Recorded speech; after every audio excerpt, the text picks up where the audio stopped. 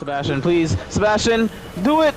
Do it, Sebastian! Do it, Sebastian! Do it, Sebastian! Do it, Sebastian! Sebastian, do it! Never do it! That was me beating my third Nightlord boss in a row, and I'll be showcasing everything that I did to achieve a 3-win streak. I used Iron Eye, in my opinion, one of the best characters in the game. He is a ranged character. You're supposed to be playing him from a distance, but the way I changed him up is I took a more offhand archer approach. I would actually incorporate melee weapons into the playstyle, and for me, I found that to increase my DPS substantially compared to just relying on my bow for the main damage output. But with all that said, the first one was against the Tricephalos, playing as the Iron Eye, not the Guardian like I have on my shoulder right here. Yes, he's real. But you can see by day 2, I'm already level 10, and I have both of my holy weapons that I'll be using against Gladius. The main thing I want to highlight with this run in particular is how I was interweaving ranged combat with a melee weapon, because I feel like the Iron Eye operates the best when he's interweaving both melee and range. I wanted to really highlight, like, you can play this character in this way, even using a sacred dismounter, which isn't inherently dexterity, and still get pretty good results. With an A in dexterity and a B in arcane, these stats are good enough to scale pretty well with most, if not all, dexterity based weapons that you can find in Nightreign. So yes, that includes curved swords and curved greatswords, which is exactly why I chose to go with a Sacred Omen Cleaver for my main weapon, even though it doesn't seem like it would scale that well. One other very important tip is you need to prioritize having type effectiveness against the boss. This is because you'll be doing extra points of stagger as well as more damage to the boss if you have something that they're weak to. So for example, here with Gladius, I not only have my bow that does holy damage, but my main hand weapon has an Ash of War that increases my holy damage as well as my teammates' holy damage as well. So all these things is modifiers that I'm adding on to be doing as much damage as possible. And you can even see if I'm far away, I'm shooting my bow, and the moment I get closer, I'm able to close in with my melee weapon and help my teammates do more poise damage so that he can stagger and we can get more riposte going. With all that being said, this is how I got one of the 3 bosses in my Nightlord killing streak. I'll do that.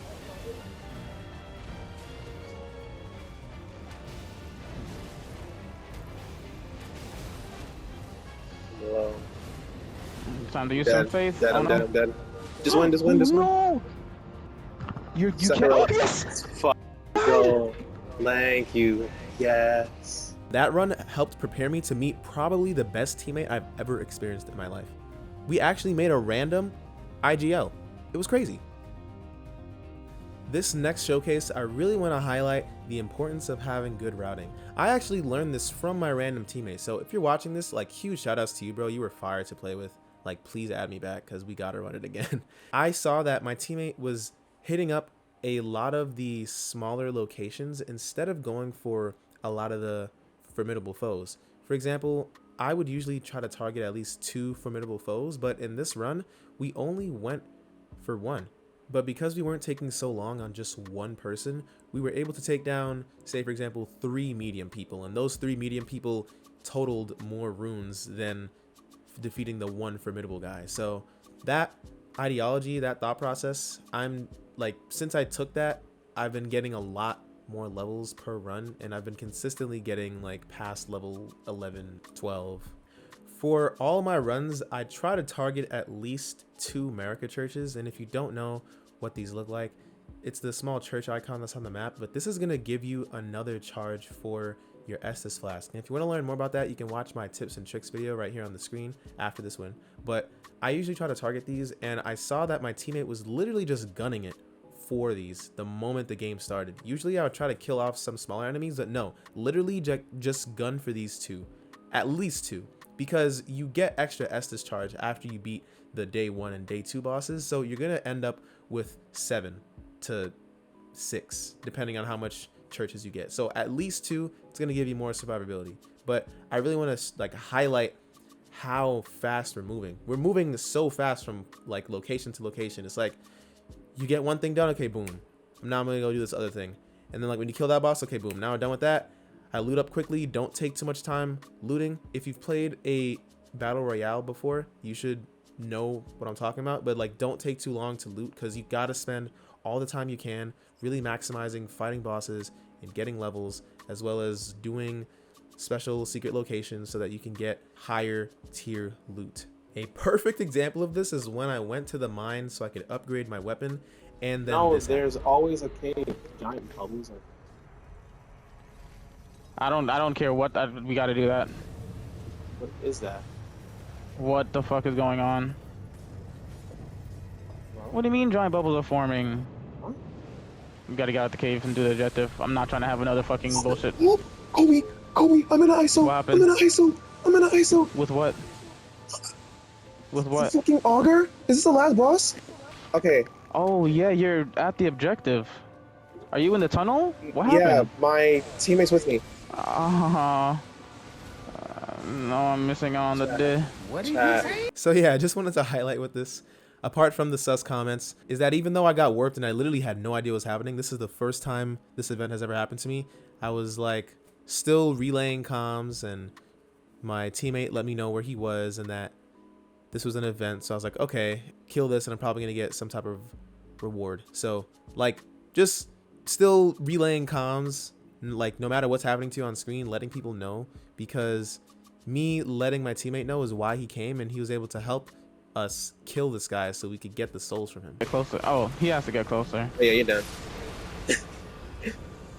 Yo, that was fire. What? Long River Breedus? Hello? Oh, this game is lame. The fuck up. I don't understand, niggas. Oh, the domain expansion. It's through events like these is how you're gonna get powerful effects like these. What did he say? What did he say? Oh, fucking right.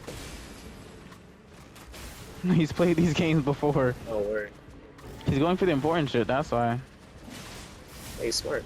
Because all of our efforts were in union, we were able to shred bosses and just rack up so many runes that by the time we were done with day 1, we were already at level 8, well on our way to level 9. The damage output was getting insane. I remember seeing an Iron Pineapple video where he was reviewing the game and saying it's realistic to get to level 10 on the end of day 1, and I'm not gonna lie, I can see his point. I used to think it was like impossible because I'd be level 6 or like 5 at the end of the day 1, but being level 8 and then turning to 9 after I beat the boss, it was actually achievable. Excessive attacks restored. Level 9, my nigga, what? Right here I want to highlight that even though we were attacking in unison a lot of the times, sometimes we would split off so that we could be more efficient. So for example, I had a remembrance challenge to do, which I've never done before, so I had no idea about to fight someone. But even with me fighting someone, my teammate said to handle him on your own while he goes to do something else. And that proved to be a very pivotal choice because he was able to go handle whatever he needed to do while I was able to fight this person on my own, freeing up my other 2 teammates to do whatever they need to do. Recognizing when you need people to help you versus when you don't is key so that you can maximize your time and get as strong as possible. We need to get the church. So skip the formidable? Did he mark it? No. I mean, we could probably try. I'm getting the church, though. And then I'm gonna try for the formidable. Okay. Yeah, because it's an Everjail, which he probably has a Stone Sword key. But not put it past him at this point. This right here is a perfect example of what I was just talking about because my teammate actually left us to do a formidable opponent on our own, 2 ranged people. And at first I actually thought he was just baiting crazy, but this turned out to be a very good decision because we were actually doing way better with just the 2 of us than I had initially anticipated. And I feel like this is because I was using a melee weapon as the Iron Eye. I was able to act as a pseudo melee / range while my other teammate was able to just lean fully into playing ranged. So that helped with taking off some of the aggro from us and not letting us get choked up too much if the boss just decided to push us heavily. So as a result, my teammate was able to come back from getting the extra Estus, and he still got to get the rewards, and we kept pushing and just blitzing through the game. Yo, I like this. I have to find his name again. Something that I feel like greatly helped the run is because we inferred that the circle would most likely be closing on the top right of the map we just hit up every single camp that was close to that region. They had a formidable opponent that was on the far left of the map, but I realized that if I went to go get that, I actually wouldn't have had enough time to one, kill him, or two, if I did, we'd only kill that one opponent as opposed to the 3 camps that was next to us. And then we wouldn't have to run to circle, we could stay, take our time, and fully loot. So that would lead to better gear and equipment than if we were to go and get more souls from the one formidable guy on the far end of the map. Making decisions like that, I feel like helps a lot. Just min-maxing things, but this was by far the best run I've ever had. And going into day 3, this is probably the strongest loadout I've ever had on any run since.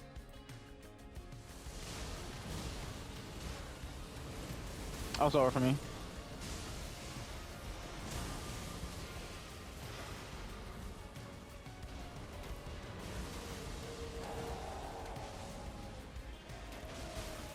No. You're doing something.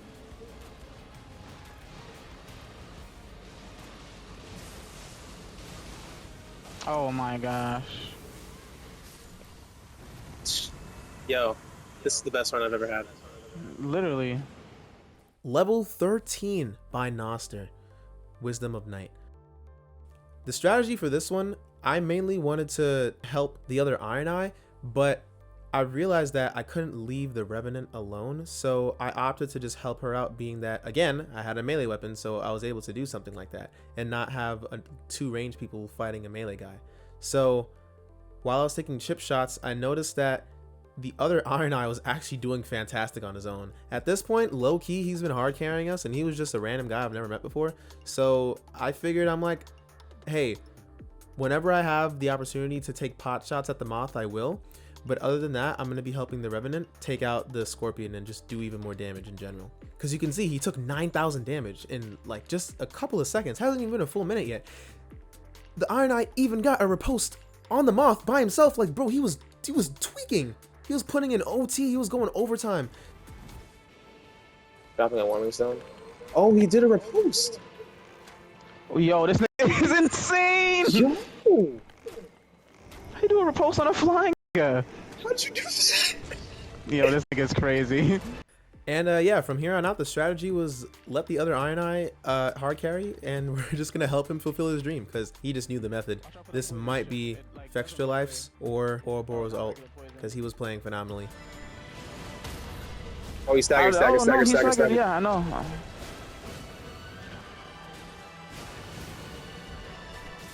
This is...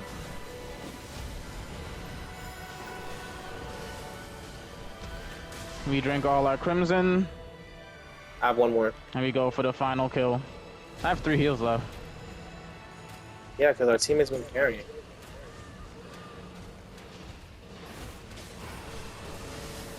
That's it.